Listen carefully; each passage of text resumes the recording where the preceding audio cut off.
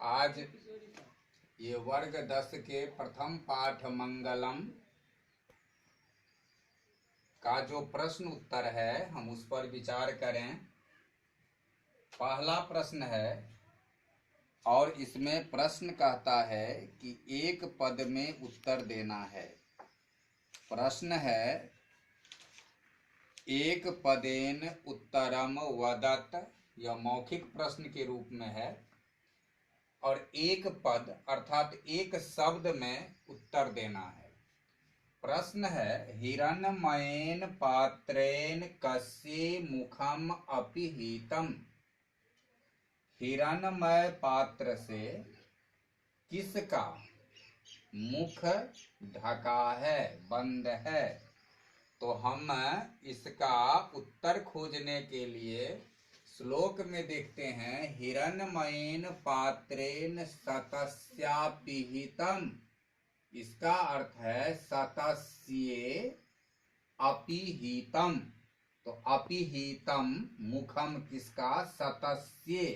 तो यहाँ हमारा उत्तर आया सतस्ये।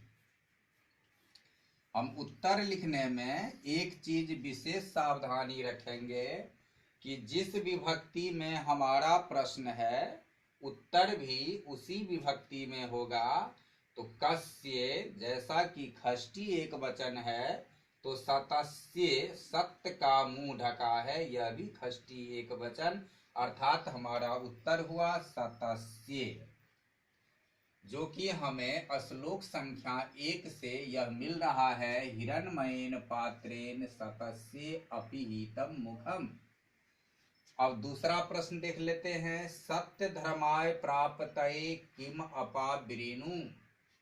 सत्य धर्म प्राप्ति के लिए क्या हटाना चाहिए। तो यहाँ है अपावृणु तत्वम पुसन न अपावृणु सत्य धर्माय दृष्टये। क्या हटाना चाहिए। तो कहता है तत् एवं पुसन न अपावृणु। पुरुष को हटाना चाहिए, तत् उसको हटाना चाहिए। अब किसको हटाना चाहिए। जो हमें मुख को ढककर रखा है, वह ढककर रखा है हिरण्मयेन पात्रेण। तो यहाँ है कि क्या हटाना चाहिए।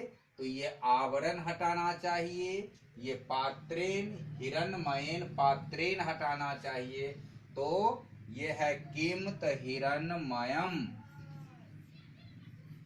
हिरण्यमयम पात्रम। इसका उत्तर हुआ हिरण्मयम पात्रम। हिरण्मय ढक्कन को हटाना चाहिए, सोना की ढक्कन को। यहाँ हिरण्मयेन तृतीया है, लेकिन हमारा प्रश्न कहता है किम किसको, द्वितीया विभक्ति में है। तो हिरण्मय का हम द्वितीया विभक्ति लेंगे, हिरण्मयम पात्र का द्वितीया पात्रम, हिरण्मयम पात्रम। तीसरा श्लोक है ब्रह्मणं मुखम केन आच्छादितम अस्ति। ब्रह्मणः मुखम केन किससे आच्छादितम अस्ति ढका हुआ है, बंद है। ब्रह्मणः यानी विद्वान का मुंह किससे ढका है। तो ढका है हिरण्मयेन पात्रेण। तो हमारा यही उत्तर होगा कि किससे ढका है। तो हिरण्मयेन पात्रेण, हिरण्मयेन पात्रेण। केन तृतीया विभक्ति है तो हम इस शब्द को भी तृतीया विभक्ति में दिया। अब अगला प्रश्न है महतो महियान कह, बड़ा से भी बड़ा कौन है, सबसे बड़ा कौन है। तो यहाँ है अनोर अनियान महतो महियान, कौन है, आत्मा अस्य, आत्मा है। तो उत्तर सीधा इसका निकल गया आत्मा। आत्मा में हम विसर्ग नहीं लगाएंगे क्योंकि यह आकारांत है। आकारांत प्रथमा एक वचन विसर्ग नहीं लगता है, जैसे कि लता, रमा, आत्मा, महतो मह्यान कह आत्मा। इसी तरह अगला प्रश्न है अनोह अनयान कह, तो अनोर अनयान क्या है, तो यही आत्मा है। इसका भी उत्तर हुआ आत्मा। अगला प्रश्न है पृथ्व्यादेह महत परिमाण युक्तात पदार्थात महतरह का। पृथ्वी पर उपस्थित, पृथ्वी पर महत परिमाण युक्तात, बड़े परिमाण से युक्त, यानी बहुत बड़ा पदार्थ। पृथ्वी पर जो बहुत बड़े पदार्थ हैं, उससे भी बड़ा पदार्थ कौन है?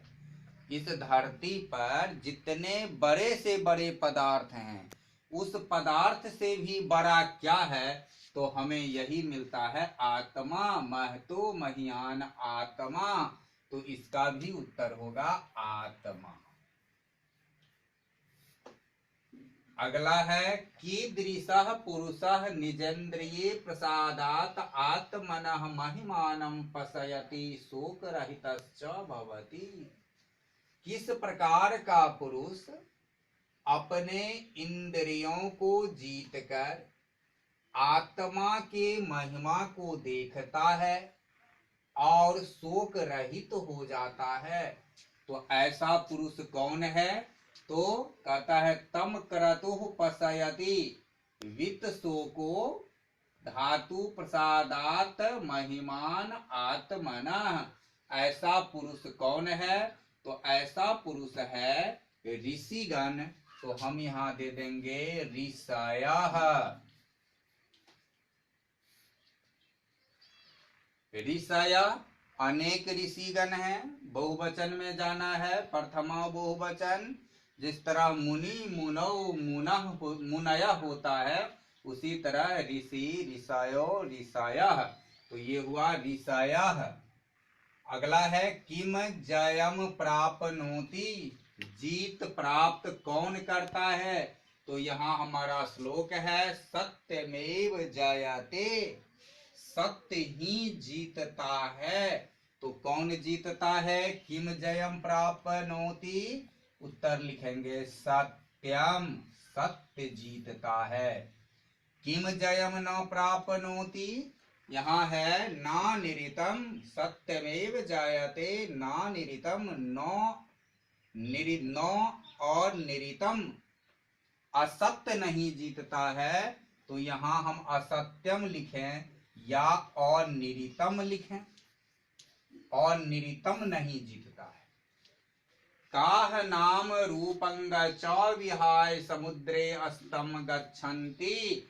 तो यहाँ है यथा नद्यः सयन्दमानाः समुद्रे अस्तम गच्छन्ति। कौन जाता है? नद्यः जाता है। तो यहाँ उत्तर हुआ कि कौन नाम रूप को छोड़कर समुद्र में अस्त होता है? नद्यः। तो इस तरीके से हमें ये मौखिक प्रश्न का जो एक पद का उत्तर था वह कंप्लीट हुआ। इधर श्लोक का एक अंश दिया है, अगला भरना है। तो जैसे हिरण्मयेन है, इसके आगे का जो पार्ट है वह है पात्रेन, जैसे हिरण्मयेन पात्रेन। फिर है अनोर अनयान, इसके आगे है महतो मह्यान, महतो मह्यान। सत्यमेव जयते नानिरितम, यथा नद्यः सयन्दमानाः वेदाहमेतं पुरुषं महान्तम्।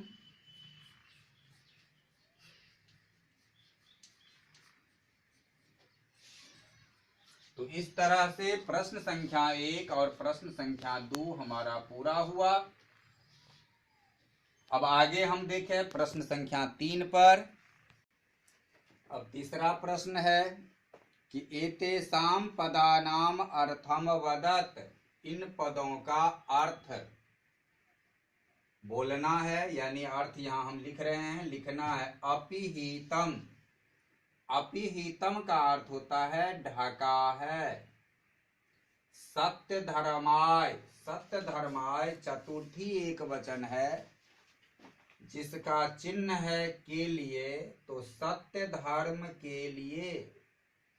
अनोर अनयान, यहाँ यदि इसका हम विग्रह करें तो ये शब्द होता है अनोह जोर अनियान, अनोह जोर अनियान, यानी सूक्ष्म से भी सूक्ष्म, छोटा से भी छोटा।